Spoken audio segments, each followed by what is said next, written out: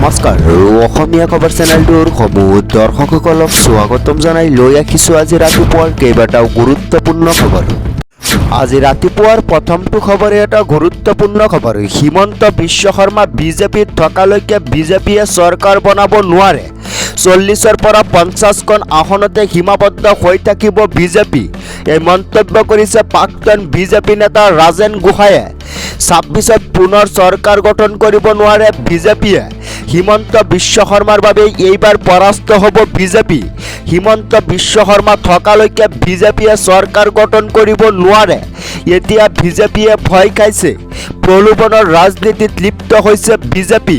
জুবিন গাৰ্গকো ন্যায় দিব নোৱাৰিলে বিজেপি চৰকাৰে। এইবাৰ ৰাইজে হিচাপ ল'ব বিজেপিৰ। চাহ জনগোষ্ঠীৰ মানুহ আজি বিজেপিৰ পৰা আঁতৰি আহিছে। এইবাৰ বিজেপিয়ে চৰকাৰ গঠন কৰিব নোৱাৰাটো নিশ্চিত। দিল্লীৰ বিজেপি এটা কোম্পানী যেন লাগে। অসমৰ বিজেপি কেৱল এজন ব্যক্তিৰ হৈ পৰিছে। ভূপেন বৰাক আনি বিজেপি দুৰ্বল কৰিছে। দিলীপ শইকীয়াই যথেষ্ট ফ্ৰাষ্ট্ৰেট হৈ আছে।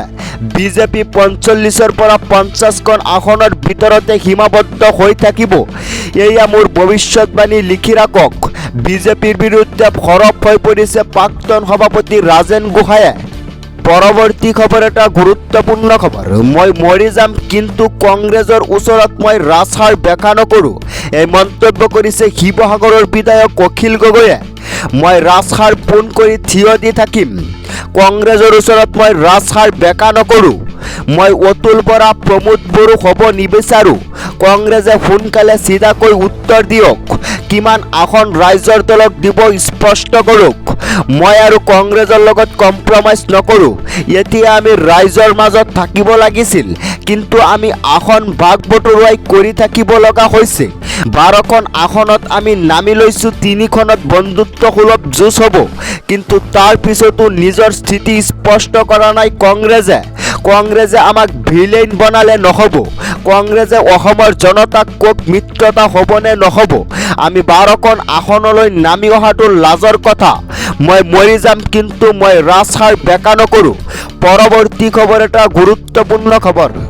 বিনামূলীয়া হ'ব ৰেচনৰ সামগ্ৰী। 1 টকা নিদিয়াকৈ লাভ কৰিব দাইল, চেনি, নিমখ আৰু মিঠাতেল। ৰাজ্যৰ লাখ লাখ পৰিয়াললৈ ভাল খবৰ দিলে ৰাজ্যৰ মুখ্যমন্ত্ৰীয়ে। মুখ্যমন্ত্ৰী হিমন্ত বিশ্ব শৰ্মাই কৰিলে ডাঙৰ ঘোষণা। সম্পূৰ্ণ বিনামূলীয়া হ'ব ৰেচনৰ সামগ্ৰী। ৰেচনৰ সামগ্ৰীৰ বাবে কোনো পৰিয়ালে 1 টকা এটাও খৰচ কৰিব নালাগে। 1 টকা নিদিয়াকৈ লাভ কৰিব দাইল, চেনি, নিমখ আৰু মিঠাতেল।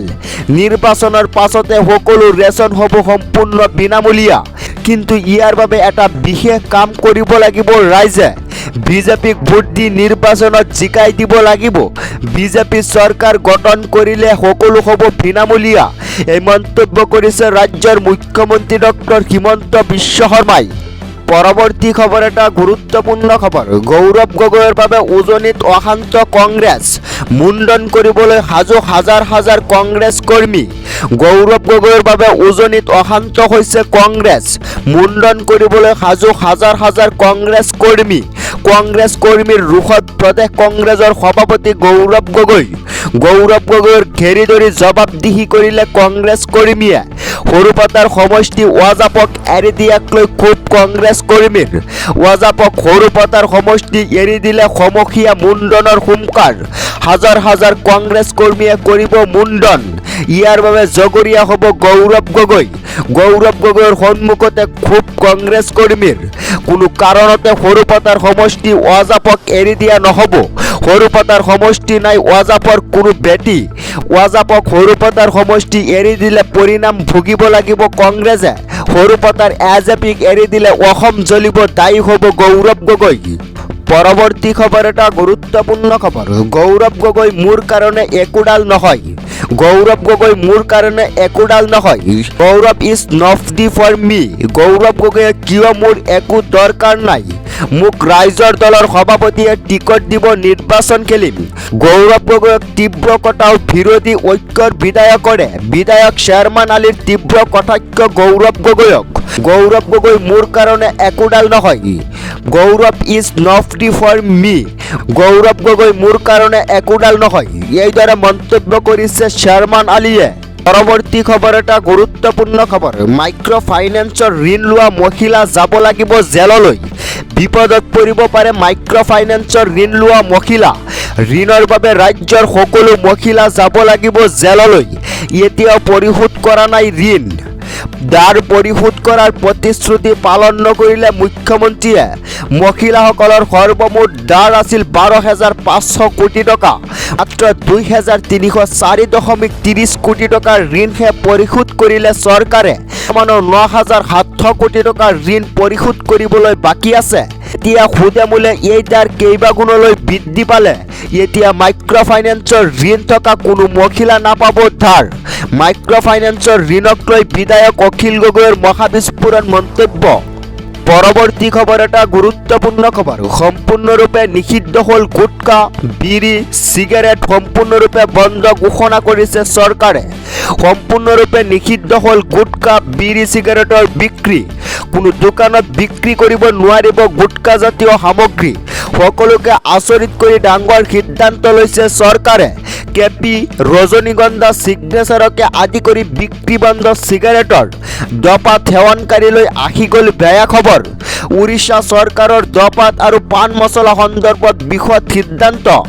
বিড়ি, চিগাৰেট, গুটখা, দপাত, খাইনি, জৰ্দা নিষিদ্ধ কৰিছে উৰিষ্যা চৰকাৰে। উৎপাদন, পেকেজিং, বিতৰণ, বিক্ৰী আদিতো নিষেধাজ্ঞা আৰোপ কৰিছে। স্বাস্থ্য বিভাগে নতুন নিয়ম কাৰ্যকৰী কৰি জাননী কৰিলে অধিসূচনা। দপাত জাতীয় সামগ্ৰী সেৱন কৰাটো কৰ্কট ৰোগৰ প্ৰধান কাৰণ। এইসমূহ ক্ষতিকাৰক, যাৰ বাবে কঠোৰ হৈছে চৰকাৰ। পৰৱৰ্তী খবৰ এটা গুৰুত্বপূৰ্ণ খবৰ। জুবিন গাৰ্গৰ ন্যায় প্ৰক্ৰিয়াৰ বাবে গঠন হ'ব ফাষ্ট ট্ৰেক আদালত। কেবিনেট বৈঠকত ঘোষণা মুখ্যমন্ত্ৰীৰ।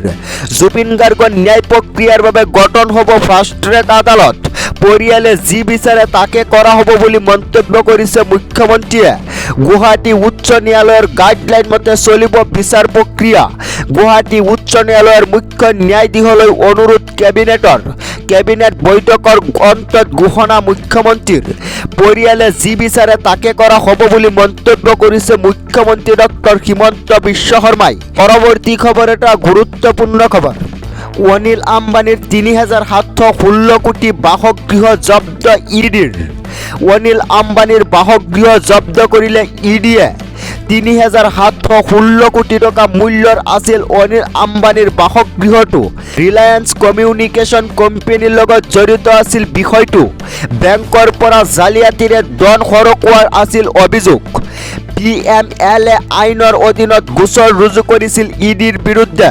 মুম্বাইৰ পালিহিলত অৱস্থিত অনিল আম্বানীৰ অট্টালিকাটো সৰ্বমুঠ 17 মহলীয়া আৰু 66 মিটাৰ উচ্চতাৰ।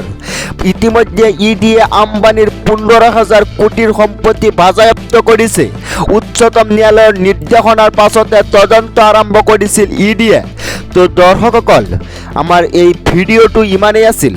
যদি আমাৰ এই ভিডিঅ'টো চাই আপোনালোকে ভাল পায় তেনেহ'লে আমাৰ এই চেনেলটো ছাবস্ক্ৰাইব কৰাৰ লগতে ভিডিঅ'টোত এটা লাইক কৰি দিব।